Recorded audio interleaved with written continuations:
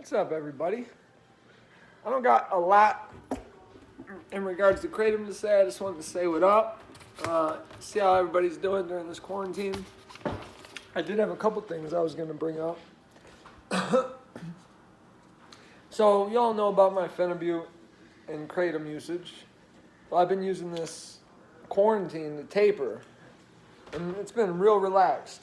I just drop, a little bit every day, and some days I have cheat days, and I just, over time I gradually lower my doses. Kratom, I drop about a half gram, and then I might not drop for a few days. I might go back up for one day, but overall I'm down to 4 grams per dose, no problem. Matter of fact, I notice sometimes when I drop my dose, I feel it better. And that's one of the fucking amazing things about Kratom. Phenibut, I was up to a very high dose. I don't even talk about it on this channel anymore for a number of reasons. One, actually, there's this one, my most important one is I don't want to publicize fucking Phenibut.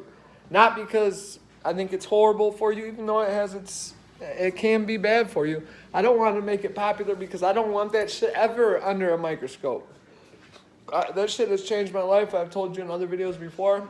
I can never have that under a fucking microscope. That's my shit. And it saved me. And it helps me live a productive fucking life. So that's what it is.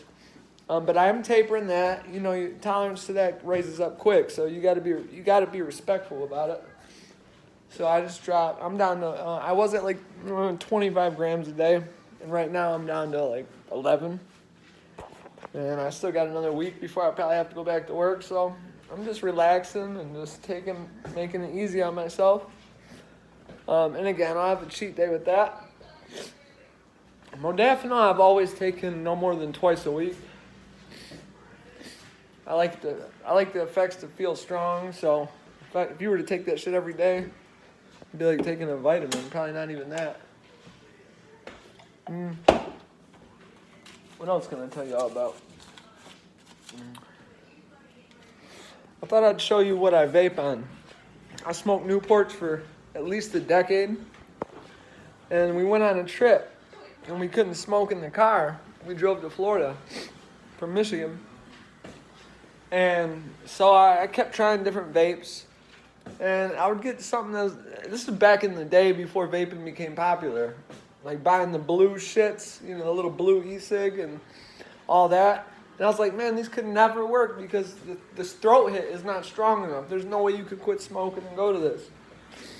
That's when I got on the internet and started looking for shit that would be strong enough. And sure enough, back then, I found something called green smoke, which looks like a regular cigarette. But that fucker hit, man. The first time I hit it, I had to sit down for a second to chill. And that was before vaping became popular. This is back in the day. This motherfucker was awesome. Of course, now everybody vapes. And there's all different kinds of tools and devices.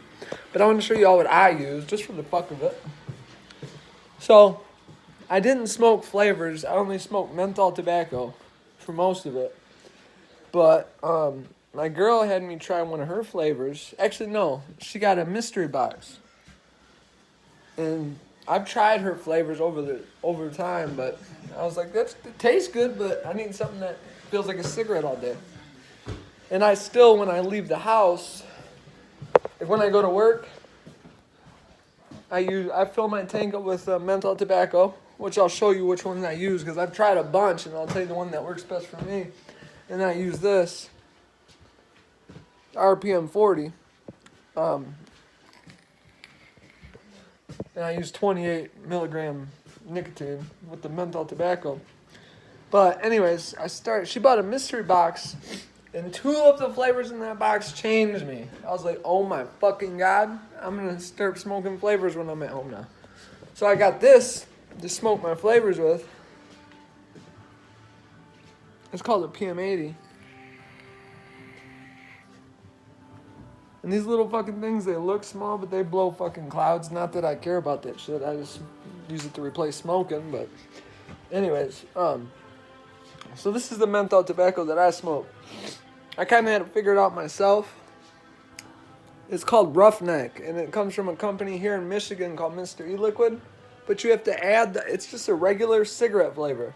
But you can add ice to any of their flavors, and I add a level 5 ice, which is the most. See that little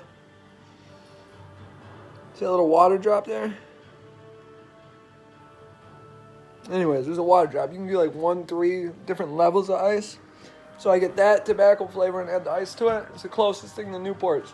Matter of fact, if you smell this, it smells like when you open a box of Newports and smell the top of it. And I got several other menthol flavors here too, but I don't like them. They're too mentholy.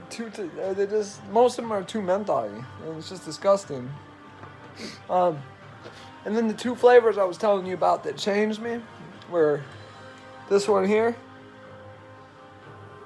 High drip watermelon. Shit is fucking delicious. It tastes like you're drinking watermelon Jolly Rancher juice.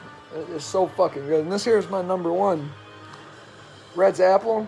Words can't even describe it. But here's another couple I like. Sour Belts from 1UP. It just tastes fucking awesome. And this whole series, the sour series from Kilo. Plus, we all like kilos. So it's a double win. So yeah, that's kind of some of the shit I'm doing while I sit around in my fucking pajama pants every single day. And honestly, on one hand, I really love this shit, and I probably shouldn't even say that out loud, but I'm getting paid at least basically my same salary because the government in Michigan is giving us, it's the whole United States, everybody gets that extra $600. So I might be making $50 more a week than I was working. Plus I got the $1,200 check still coming because I didn't fill out my taxes fast enough. In the first year in like a decade, I'm getting a tax return back on top of all that. So life's good, man.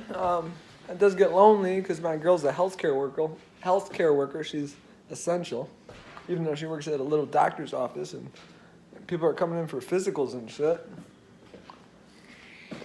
But I guess that's gonna do it. I just wanted to say hi. I'm still ordering my Kratom from Juna, and soon I'm gonna try Gus again. I think he understands the gravity of the situation. Not only me, but a lot of you stopped going to Gus. So, I told him he's got to make it right. And I'm just waiting until I need to re-up, and I'll probably go to a Gus. Now, the thing about the other guy, Juna, is his shit comes so fast. I mean, not that fast. It still takes like a little over a week, but I don't know. It's just been a long time since I shopped at the Gus, so I don't know. I don't feel like waiting no fucking month. But they have to use a different shipping method now too. They have to use DHL because the coronavirus. So it's a little bit more expensive, but it's way, way cheaper than fucking buying from a U.S. company. Probably better too. So yeah, that's gonna do it. It's nice talking to everybody. I'll try to pop in sooner rather than later, but I'll see y'all later. Peace.